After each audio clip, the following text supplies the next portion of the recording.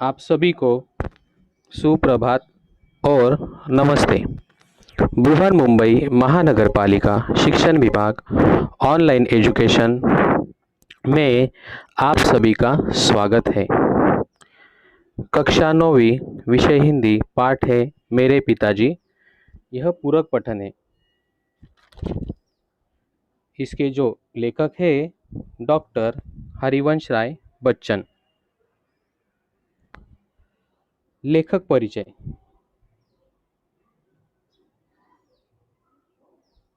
लेखक परिचय यहाँ पर जन्म 27 नवंबर 1907 प्रतापगढ़ उत्तर प्रदेश। मृत्यु 18 जनवरी 2003। परिचय। हरिवंश राय बच्चन जी हिंदी कविता के उत्तर छायावाद काल के प्रमुख कवियों में से एक है। अभी उत्तर छायावाद काल मतलब उस समय की जो काव्य प्रवृत्ति थी इसे हम कहते। मधुशाला उनकी अत्यंत प्रसिद्ध रचना है जिसने लोकप्रियता के नए कीर्तिमान स्थापित किए। उनकी प्रमुख कृतियां हैं मधुशाला, मधुकलश, निशा निमंत्रण, एकांत संगीत, आकुल अंतर, खादी के फूल, हलाहल, धार के इधर उधर आदि कविता संग्रह, क्या भूलूं क्या याद करूं, नीड़ का निर्माण फिर, बसेरे से दूर, दशद्वार से सोपान तक, यह उनकी प्रसिद्ध कृतियां हैं।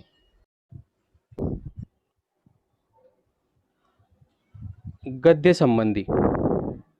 आत्मकथा हिंदी साहित्य में गद्य की एक विधा है। मतलब आत्मकथा जो है हिंदी साहित्य का एक प्रकार है। आत्मकथा में व्यक्ति स्वयं अपने जीवन की कथा, जो अपने जीवन में घटित प्रसंग है, घटनाएं हैं, स्मृतियों के आधार पर लिखता है। जो स्मृतियां है उसके जीवन की, तो उसके आधार पर आत्मकथा ये लिखी जाती है। निष्पक्षता आत्मकथा का आवश्यक पक्ष है। अभी हम अगर आत्मकथा लिखते वक्त किसी व्यक्ति के जीवन की अगर अच्छाइयाँ ही सामने लाए तो ये निष्पक्षता नहीं है। मतलब अगर उसके जीवन की अगर अच्छाई आए तो उसके साथ में उसके जीवन के हर पहलू को हमें इस आत्मकथा में लाना है। तो यही पे कहा गया कि निष्पक्षता मतलब वही है कि जो सही है वही हम, जो हमारे वाचक है उनके सामने हम रखते हैं। प्रस्तुत पाठ के माध्यम से हरिवंश राय बच्चन जी ने अपने पिता के रहन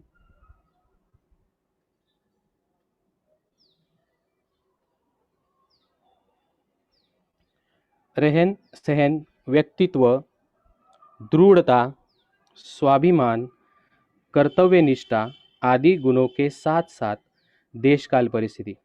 देखो अभी उनके जो पिताजी थे उनका जो रहन सहन था वो सामान्य था। व्यक्तित्व में उनके जो दृढ़ता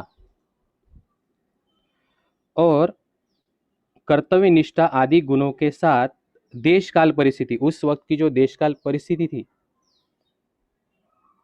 तो उसमें एवं स्वयं में आए संस्कारों एवं परिवर्तनों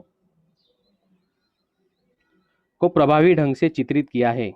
यहाँ पर देखो हम देख सकते हैं कि उस वक्त की जो परिस्थिति थी और उस परिस्थिति के बाद इन गुणों के, अपने पिता के गुणों के वजह से उनके संस्कार, उनके गुणों के वजह से उनमें आए संस्कार एवं परिवर्तनों को उन्होंने प्रभावी ढंग से चित्रित किया है।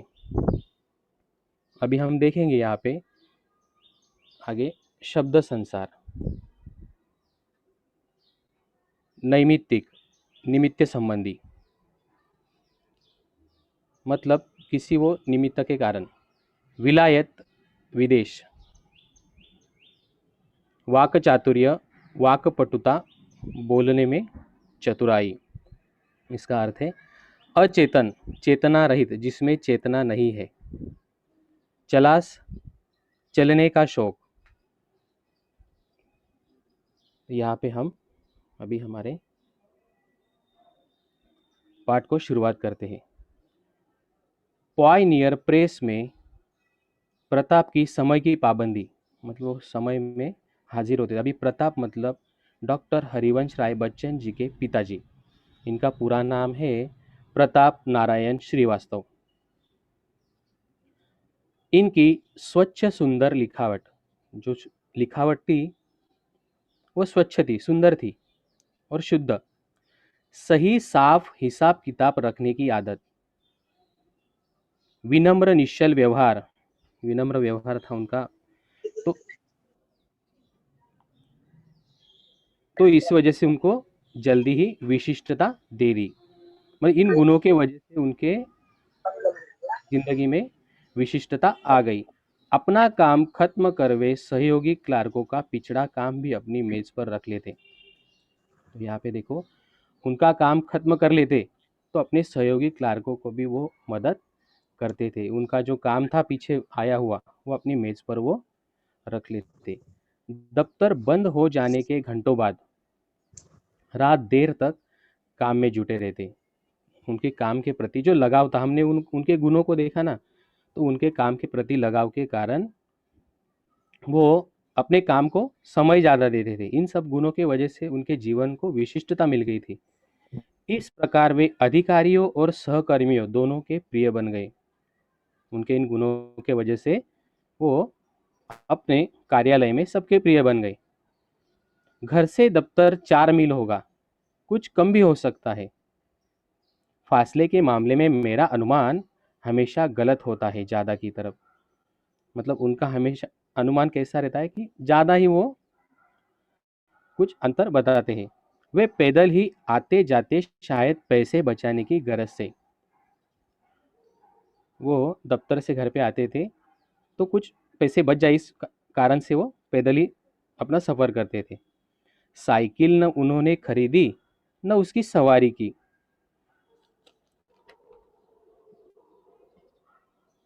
आगे, दफ्तर के लिए उन्होंने एक तरह की पोशाक अपनाई और जितने दिन दफ्तर में गए उसी में गए। काला जूता, ढीला पाजामा, अचकन, जो उनके लंबे इकरे शरीर पर खूब फपती थी। अभी उन्होंने दफ्तर जाने की एक पोशाक, एक तरह की पोशाक थी, जो कभी भी गए तो उसमें ही गए। तो ढीला पाजामा, काला जूता, अचकन मतलब एक लंबा बंद गले का कोट जो उनके शरीर पर खूब जचता था, और एक दुपल्ली टोपी। जाड़ों में मेरी माँ के हाथ का बुना ऊनी गुलूबंद उनके गले में पड़ा रहता। अभी गुलूबंद इसका मतलब है मफलर। हम देखते हैं ठंडी में जो मफलर हम पहनते हैं, जाड़ों में अपनी माँ के हाथ का उनके पास ही वो रहता था। दफ्तर से बाहर के लिए वे धोती पर बंद गले का कोट पहनते थे। सिर पर फेल्ट कैप। अभी आपने देखा होगा कि फेल्ट कैप, आप जब क्रिकेट मैच देखते तो अंपायर के सिर पर जो कैप होती है उसे हम फेल्ट कैप कहते हैं, जो उन दिनों विलायत से आती थी और काफी महंगी होती थी। पिताजी बाहर निकलते तो छाता उनके हाथ में जरूर होता। यहाँ पर तो उनके हाथ में यह छाता जरूर होता था। मौसम साफ हो और रात हो तो वे छड़ी लेकर चलते थे। ये दोनों चीजें उनके पास होती थी, जो बारिश में और मौसम साफ होने पर पतली नहीं, अच्छी मोटी मजबूत। जो छड़ी थी वो अच्छी मोटी मजबूत थी। लंबी लाठी मेरे घर में नहीं थी, पर लाठी चलाने की तालीम पिताजी ने कभी जरूर ली होगी। तो यहाँ पर देखिए कि यह लाठी चलाने की उन्होंने तालीम ली होगी। मुझे एक बार की याद है, मुझे एक बार की याद है, शहर में किसी कारण हिंदू मुस्लिम दंगा हो गया।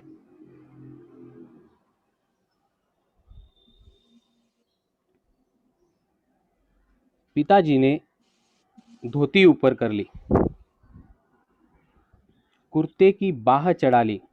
अभी उन्होंने क्या किया, जो दंगाई लोग थे या फिर जहाँ पे हो रहा था वहां वही चले गए। तो उन्होंने धोती ऊपर कर ली, कुर्ते की बाह चढ़ा ली और अपना पहाड़ी मोटा डंडा दाहिने हाथ के कंधे पर संभाले। जैसे पुलिस कवायद के लिए जाते वैसे ही उन्होंने अपनी तैयारी कर ली और अपना पहाड़ी मोटा डंडा दाहिने हाथ से जो पुलिस कवायद की तरह उन्होंने पकड़ लिया। बायां हाथ तेजी से हिलाते, तो जो बायां हाथ था उन्होंने तेजी से हिलाया और वह नंगे पांव आगे बढ़े। तो इस जैसे ही वो ये सब घटना की तरफ आगे बढ़ गए, उन्होंने उनके पास जाकर कहा, मैं लड़ने नहीं आया हूँ, मुझे लड़ाई नहीं करनी है। जो दंगाई लोग थे उनके पास जाकर उन्होंने यह कहा, लड़ने को आता तो अपने साथ औरों को भी लाता। जो अगर मुझे लड़ाई करनी थी तो मैं अपने साथ औरों को भी लेके आता, अकेला नहीं आता। डंडा केवल मैं आत्मरक्षा के लिए साथ में लाया हूँ या फिर मेरे साथ में है। कोई अकेला मुझे चुनौती देगा तो मैं पीछे नहीं हटूंगा। किसी एक के साथ लड़ना है तो मैं लड़ लूंगा। मर्द की लड़ाई बराबर की लड़ाई है। तो ये उन्होंने वहां पे कहा। ये समझदारी भरी बातें वो वहां पे लोगों को कह रहे थे। चार ने मिलकर एक को पीट दिया तो क्या बहादुरी दिखाई। अकेले सिरफिरे की बात समझी जा सकती है। जो अकेला आदमी होता है तो उसकी बात हम समझ सकते हैं कि अगर उसके मन में उसे समझाने वाला कोई नहीं है, उसके मन में अगर जो बात है लड़ाई करने की तो वो ठान कर आगे चला जाता है। लेकिन चार आदमी मिले तो उन्हें कुछ समझदारी की बात करनी चाहिए, तो एक दूसरे को समझाना चाहिए कि ये ठीक नहीं है। इस तरह की लड़ाई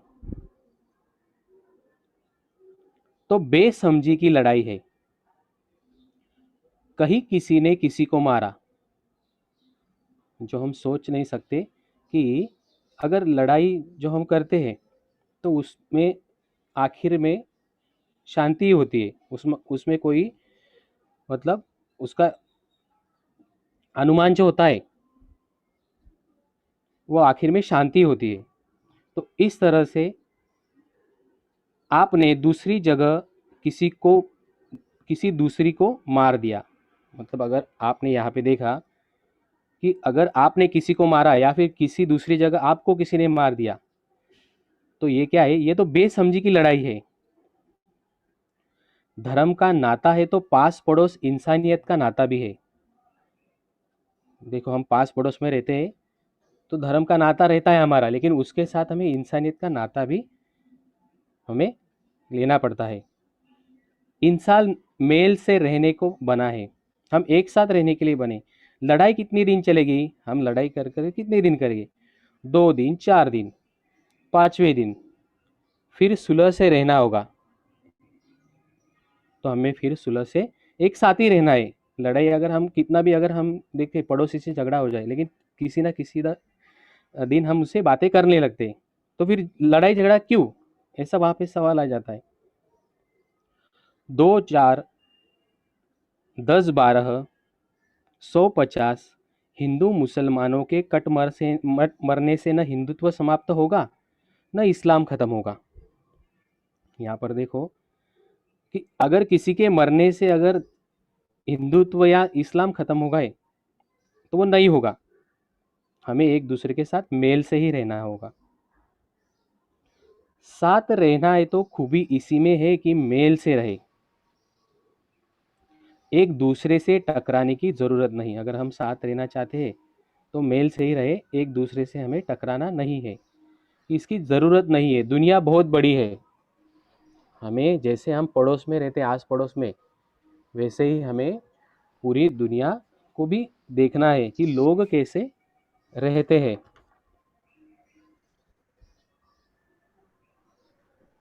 पिताजी की बातों का असर हुआ। पिताजी ने ये सारी बातें उन दंगाई से कही तो उन बातों का उन पे असर हुआ। उस दंगे में फिर कोई वारदात नहीं हुई। आगे भी कई बार जब शहर में हिंदू मुस्लिम दंगे हुए, हमारे मोहल्ले में शांति बनी रही। तो लोगों को इनकी बात समझ में आ गई और उसके बाद उनके मोहल्ले में कोई वारदात आगे नहीं हुई। मेरे पिता का दैनिक जीवन प्राय अक्सर एक ढर्रे पर चलने वाला, मतलब एक ही मार्ग पर, नियमबद्ध था और नैमित्तिक था। वे सवेरे 3 बजे उठते, शौचादि से निवृत्त होते और ठीक 3:30 बजे गंगा स्नान के लिए चले जाते। तो वहाँ पे वो गंगा स्नान के लिए चले जाते थे। थोड़े सा दूर था वो, जो गंगा नदी थी, तो वो थोड़ी सी दूर थी घर से। पैदल आते, गंगा जी घर से 3-4 मील की फासले पर होगी। वे ठीक 6:30 बजे नहाकर लौटते। सुबह जाने के बाद उनका वक्त था ठीक 6:30 बजे। साथ ही एक सुराही गंगा जल भी लाते। सुराही मतलब एक लंबे मुंह वाला बर्तन होता है, छोटा। तो वो साथ में वो गंगा जल भर के लाते थे और पूजा पर बैठ जाते।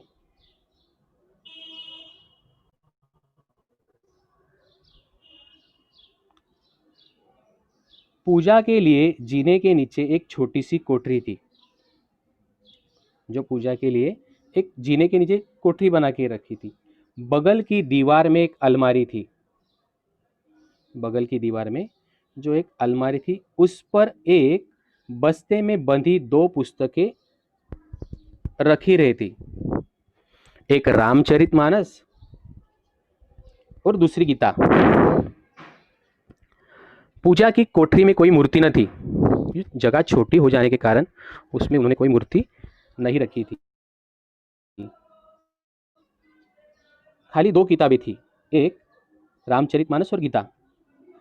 दीवार से राम, कृष्ण, शिव, गणेश, हनुमान, सरस्वती, लक्ष्मी, दुर्गा की शीशे से जड़ी छोटी छोटी तस्वीरें लटकती। यहाँ पर इन भगवानों की उस छोटी सी कोठरी में पूजा के लिए ये तस्वीरें थी, जो शीशे से छोटी छोटी, शीशे से जड़ी छोटी छोटी थी। पिताजी को बहुत झुककर उस कोठरी में जाना होता। अब वे उसमें बैठ जाते तो बस इतनी ही जगह बचती कि सामने रेहल, अभी रेहल जो आप देखेंगे कि किताब रखने का लकड़ी एक साधन होता है, रेहल रख कर उस पर वह पोथियाँ खोली जा सके। तो इतनी ही जगह, बहुत छोटी जगह थी, मतलब वो जो जगह थी पूजा के लिए छोटी थी। रेहल और ये जो इनके हरिवंश राय बच्चन जी के पिताजी वहाँ पे बैठ सकते, इतनी जगह थी। वे मानस का नवाहिक पाठ करते थे, यानी प्रतिदिन इतना कि 9 दिन में पूरी रामायण समाप्त हो जाए। तो यहाँ पर देखो कि वो नवाई का इतना पाठ करते थे कि 9 दिन में पूरी रामायण खत्म हो जाए। उनकी मानस की पोथी में, जो अब तक मेरे पास है, लेखक ने उसको संभाल के रखा था, उन्हीं के हाथ के नवाई के निशान लगे हैं। उस पर उनके निशान थे। पाठ वे सस्वर करते थे, मतलब वे सुरों के साथ करते थे। उनकी आवाज सुरीली नहीं थी, मतलब वो गाते थे लेकिन आवाज इतनी सुरीली नहीं थी। गाते मैंने उनको कभी नहीं सुना, पर उनका स्वर साफ, सप्रान और लयपूर्ण था और कोठरी से निकली उनकी आवाज सारे घर में गूंजती थी। स्वर उनका इसमें साफ, सप्रान, जो मन से गाते थे, और लयपूर्ण था। अगर सुरीली आवाज नहीं थे, लेकिन उनका लयपूर्ण जो स्वर था, और यह आवाज सारे घर में सुनाई देती थी।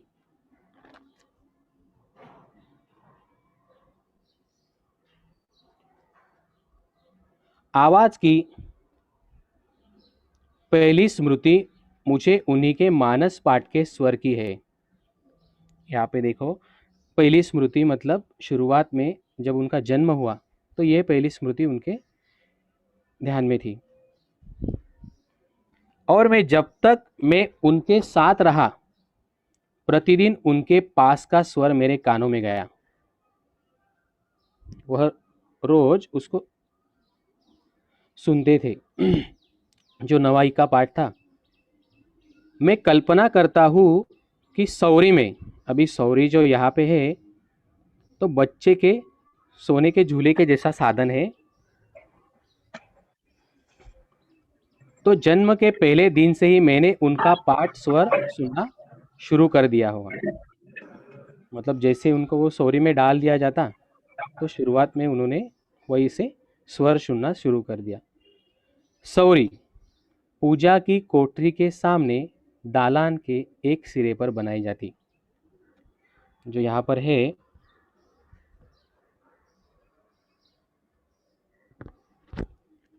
तो झूले के जैसा वो जो सौरी थी तो उसे दालान के एक सिरे पर बनाई जाती। राधा बताया करती थी कि, अभी राधा घर में एक बूढ़ी औरत है, कि जब मैं बच्चा था तब चाहे कितना ही रोता रोता क्यों न हो, जैसे ही मेरा खटोला पूजा की कोठरी के सामने लाकर डाल दिया जाता, जैसे ही मेरी जो खटिया थी वो वहाँ पे आ जाती, तो मैं उनके स्वर सुनकर क्या हो जाता था, मैं चुप हो जाता था। उनके स्वर जैसे ही मेरे कानों में आते थे तो उनको मैं सुनकर चुप हो जाता था। जैसे मैं भी पिताजी का मानस पाठ सुन रहा हूँ। मेरी माता तथा परिवार के अन्य लोग इसमें मेरे पूर्व जन्म के धार्मिक संस्कारों की कल्पना करते थे। यहाँ पे देखो, जैसे मैं भी पिताजी का मानस पाठ सुन रहा हूँ कि पूर्व जन्म में मुझे धार्मिक संस्कार थे। यह मेरे घर के अभी के लोग इस बारे में कल्पना करते हैं कि पूर्व जन्म में मुझे धार्मिक संस्कार मिले, इसलिए मैं जब भी पिताजी स्वर से गाने लगते हैं तो वो मैं वहाँ पे शांति से मतलब वहाँ पे सुन रहा होगा। अब मैं ऐसा समझता हूँ कि यह मेरे पिताजी के स्वर की लिफ्ट या लय थी। वो जो गाते थे उसकी लय जो मुझे शांत कर देती थी। इतना मैं जरूर मानता हूँ कि इन श्रवण संस्कारों ने उस समय अद्भुत रूप से मेरी सहायता की होगी। इतना मैं जरूर मानता हूँ कि ये जो श्रवण संस्कार है उस समय अद्भुत रूप से उनकी सहायता जो इन स्वरों ने की, जब मैं गीता को जनगीता का रूप दे रहा था। अवधी भाषा में, जो अवधी भाषा में वो जो जन गीता को जनगीता का रूप दे रहे थे, मानस की शैली में अज्ञात रूप से मेरे अवचेतन, जो ज्ञात नहीं है, और ज्ञात रूप से मेरे चेतन की शिरा शिरा मानस की ध्वनियों से भीगी हुई थी। तो यहाँ पे अवचेतन जो चेतना में नहीं है और ज्ञात रूप से जो है इनकी शिरा शिरा उस ध्वनि से भीगी हुई थी। मतलब जो उन्होंने पिताजी के साथ जो स्वर सुने थे बाद में वो उसका ही पाठ करते थे।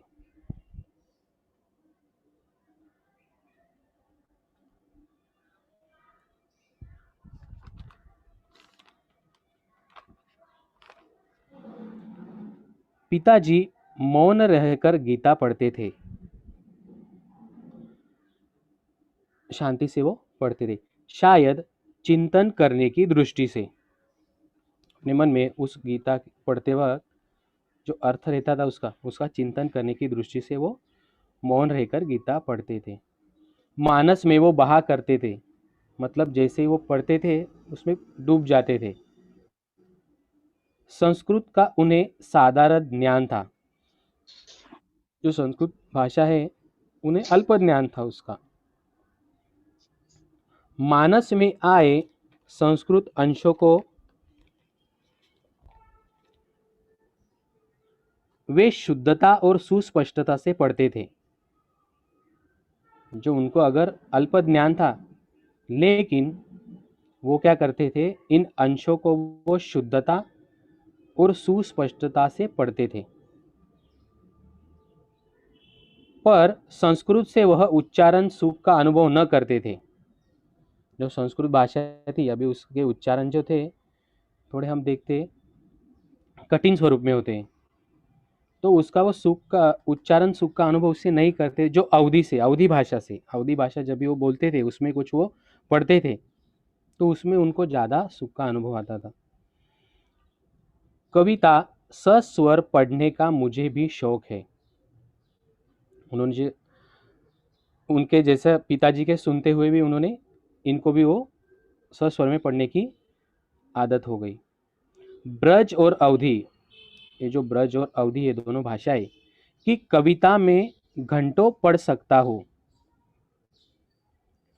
मानस का तो सस्वर अखंड पाठ मैंने कई बार किया है। जो इन भाषा की, जो इन भाषाएं थी ब्रज और अवधि, तो ये वो पढ़ सकते थे, बहुत देर तक पढ़ सकते थे। और मानस का तो स्वस्वर अखंड पाठ उन्होंने कई बार किया है। पर मानस की बात ही और है। खड़ी बोली कि कविता मैं घंटे भर भी पढ़ूं तो मेरी जीभ ऐंठने लगती है, उसमें ऐंठन आ जाती है, मतलब थोड़ा रुक रुक के बोलना पड़ता है। उर्दू के साथ यह बात नहीं, जो उर्दू के साथ यह बात नहीं थी। खड़ी बोली कविता ने, जो ये भाषा है खड़ी बोली, कहते हुए खेद होता है, मानस की सूक्ष्म शिराओं को अभी कम छुआ है। अभी यहाँ पे देखो जो खड़ी बोली है, मानस की सूक्ष्म शिरा मतलब उसमें का जो गहन अर्थ है उसको कम छुआ है, ये उनको इस बारे में खेद है। वह जीवन से उठी हुई कम लगती है और कोश से उतरी हुई अधिक। तो ये उनको लगता था कि वो जीवन से उठी हुई कम लगती, मतलब उसका जो अर्थ है, तो वह जीवन से कम उठी हुई लगती है। कारणों पर यहाँ न जाऊंगा, किस कारण से वो होगा या फिर हुआ है, इस कारणों पर उनको जाना नहीं है। आगे,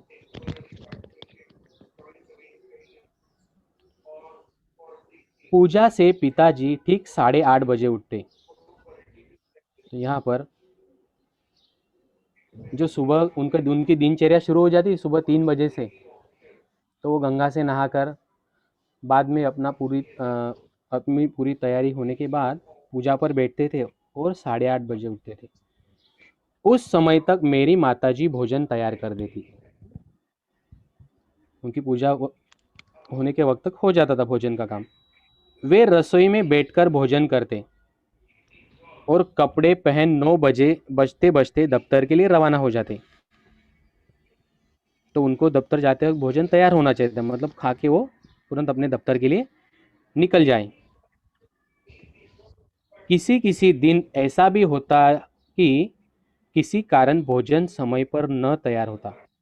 अभी कुछ काम की वजह से भोजन तैयार करने में अगर देरी हो गई तो पिताजी को गुस्सा आता था, वो गुस्सा करते थे, माँ कांपने लगती, उनकी गुस्से की वजह से माँ डर जाती थी। पर गुस्सा निकालने का समय भी उनके पास न होता।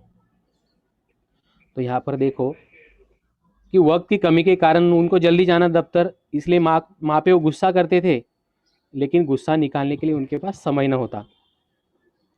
वे जल्दी जल्दी कपड़े पहनते और बगैर खाए दफ्तर के लिए चल पड़ते। तो देखो यहाँ पे अगर देरी हो गई तो ये सब वो करते थे कि बिना खाते ही वो दफ्तर चले जाते थे। अभी क्यों जाते थे? अपनी 35 वर्ष की नौकरी में वे कहा करते थे, एक दिन भी वे दफ्तर देर से नहीं पहुंचे।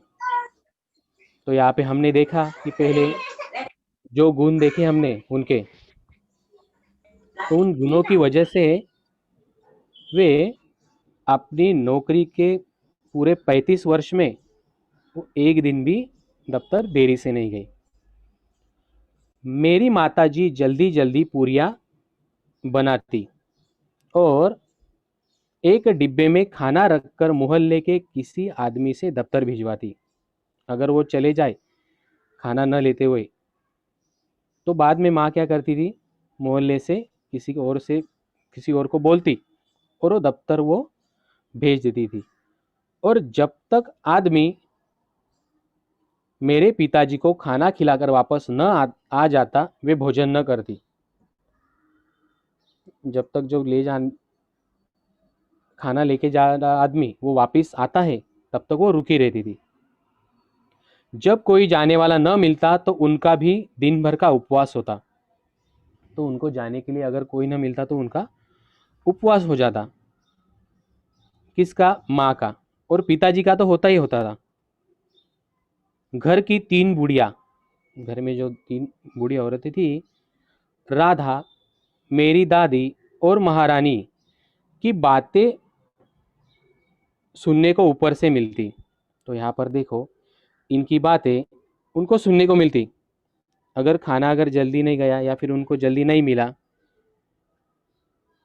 मेरी माँ न खाती तो वे कैसे खाती। यहाँ पर देखो, अगर माँ ने नहीं खाया तो वो तीनों भी नहीं खाती थी, मतलब उसके साथ ही। जैसे ही देखो दिन का अगर पिताजी को समय पर पहुंच गया तो माँ भी समय पर खा लेती थी और ये तीनों भी समय पर खा लेती थी। पर अपनी भूख का गुस्सा वे दिन भर माँ पर उतारती रहती। अभी खाना अगर देरी से मिला तो इसका वो क्या करती थी, गुस्सा निकालती थी माँ पर। तो ऐसे ही यहाँ पे ये हम प्रसंग देखते हैं कि अगर उनको देर हो जाती थी तो ये सब उनकी माँ को झेलना पड़ता था। आगे, पिताजी के दफ्तर से लौटने का कोई ठीक समय नहीं था।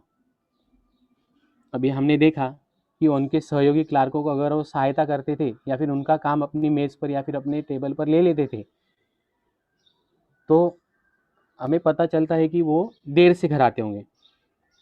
नौकरी के प्रारंभिक वर्षों में वे प्राय देर से लौटते थे। शुरुआत में 8-9 बजे, इससे भी अधिक देरी से उनको कभी कभी बहुत ज़्यादा देर हो जाती थी। और खाना खाकर वे सो जाते थे देरी के आने की वजह से। बाद को जब कुछ जल्दी आने लगे तो खाना खाने से पहले कुछ देर पढ़ते। तो यहाँ पे कभी खाना खाने के बाद भी, तो अगर वो कुछ जल्दी आ गए तो खाना खाने से पहले वो पढ़ते थे और उसके बाद भी, और पढ़ने के बाद और कभी तो घूमने निकल जाते। उनको आदत ही थी घूमने की थोड़ी सी। सुबह गंगा स्नान में आने जाने के 8 मील, दिन को दफ्तर आने जाने के 8 मील। यहाँ पर देखो वो दिन में कितना घूमते थे, यानी कुल 16 मील चल लेने पर भी उनकी चलास तृप्त नहीं होती थी। मतलब चलने की प्रवृत्ति तृप्त नहीं होती थी। और रात को भी 2-3 मील घूम फिर कर आने को वे तैयार रहते थे। तो इतना मतलब उनको चलने की आदत थी, तो इतना घूम कर भी वे थकते नहीं थे। तभी तो मैं कहता हूं कि उन्हें चलने का मर्ज था। तो उन्हें चलने की मतलब मर्ज मतलब बीमारी जैसी, कि उन्हें चलने की बीमारी थी। वो सोचते नहीं थे कि मैं कितना चला जा रहा हूं, और बिना थकान के बिना। सबसे अचरज आश्चर्य की बात यह थी कि रात को चाहे जितनी देर से सोए, उठते वे सुबह 3 बजे ही थे। कितनी भी देर हो जाए तो सुबह जल्दी उठ जाते थे। उनका कहना था कि नींद लंबाई नहीं गहराई मांगती है, यानी कम घंटों की भी गहरी नींद ज्यादा घंटों की हल्की नींद का काम कर देती। तो इनका यह मानना था। उनके इस फॉर्मूले के प्रति विश्वास ने मुझसे अपनी नींद पर कितना अत्याचार कराया है। देखो ये जो फॉर्मूला था कि रात को कितनी भी देर से सोए सुबह जल्दी उठना है, तो इस फॉर्मूले के प्रति विश्वास, उनका विश्वास था। तो इस विश्वास की वजह से लेखक ने उन पर कितना अत्याचार किया है, मतलब उनके सोने पर। इसे सोचकर कभी कभी मैं कहता हूँ कि जब मैं मरूं तो मुझे 7-8 दिन तक यूं ही पड़े रहने देना। तो यह सोच थी उनकी कि अभी मेरी नींद पर बहुत अत्याचार हो गया है, तो मुझे ऐसे ही सोए रहने देना। इस असंभव कल्पना के भर सुखद है, क्योंकि मुझे अपने जीवन की बहुत सी रातों की नींद पूरी करनी है। तो इनका यह विचार था कि मेरी नींद अभी पूरी नहीं मतलब जो पूरी नहीं हुई, मैं मरने के बाद उसको पूरी करूंगा। एक कल्पना थी, मतलब ये उनका कहना था, जो उनके प्रति जो यह उनका विश्वास था कि रात को कितनी बजे भी सोए और जल्दी उठ जाए। तो ये इनकी कल्पना उन्होंने की थी।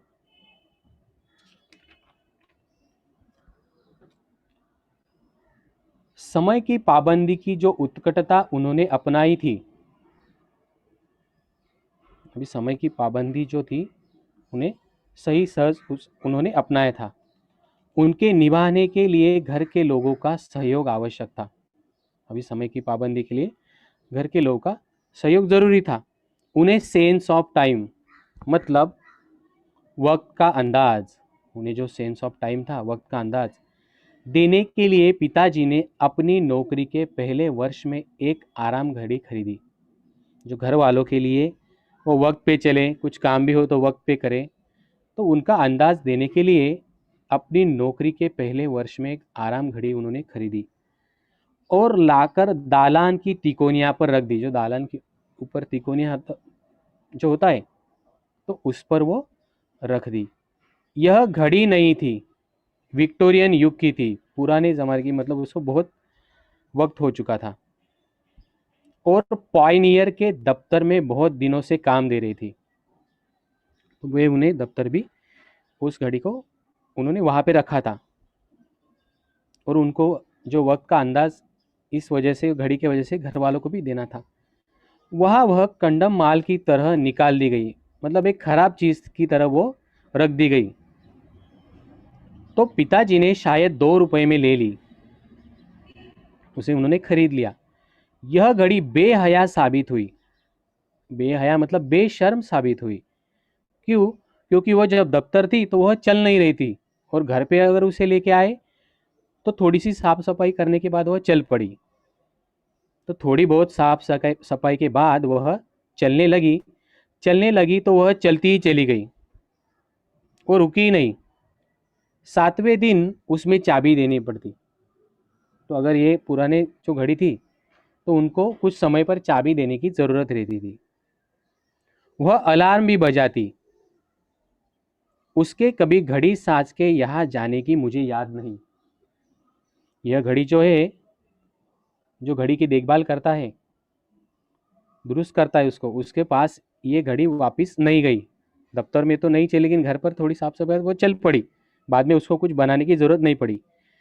तिकोनिया और खाली, इसकी कोई तस्वीर मेरे दिमाग में नहीं। जो अभी जो धुंधली तस्वीरें थी उनकी, पुरानी जो बीती हुई यादें थी, तो उसकी तस्वीरें उनके सामने नहीं थी।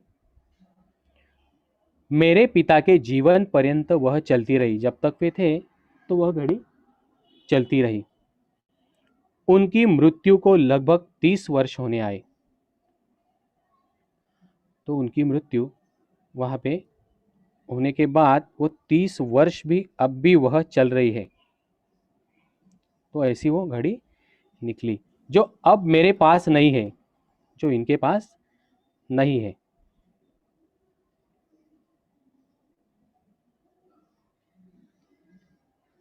मेरी बड़ी बहन के लड़के रामचंद्र फुटबॉल के अखिल भारतीय प्रसिद्ध खिलाड़ी, जो फुटबॉल के एक अखिल भारतीय प्रसिद्ध खिलाड़ी रह चुके,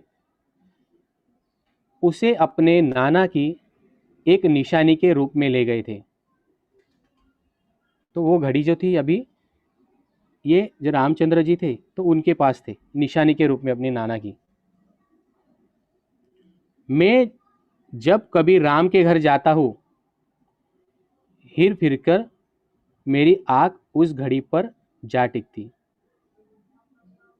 हमारे घर में कितने जन्म मरण, शादी ब्याह, भोज महोत्सव उसने देखे हैं। कितने हर्ष विषाद, विषाद मतलब दुख, हर्ष आनंद, अश्रु भी देखे, हास भी देखे, आंसू भी देखे और हास्य भी देखा है। वाद विवाद भी देखे हैं, कितने क्रोध कलह देखे। उस घड़ी ने ये सारी चीजें देखी घर में। रोदन मतलब संवेदना प्रकट करना, रोदन भी देखा है और गायन भी देखा है। श्रम संघर्ष की वह साक्षी रही है। इन सारी सारी चीजों की जो घर में हो रही थी, इनकी वह एकमात्र साक्षी थी जो अभी भी चल रही है। मेरी माँ अक्सर कहती थी कि नाम तो एकर आराम घड़ी है।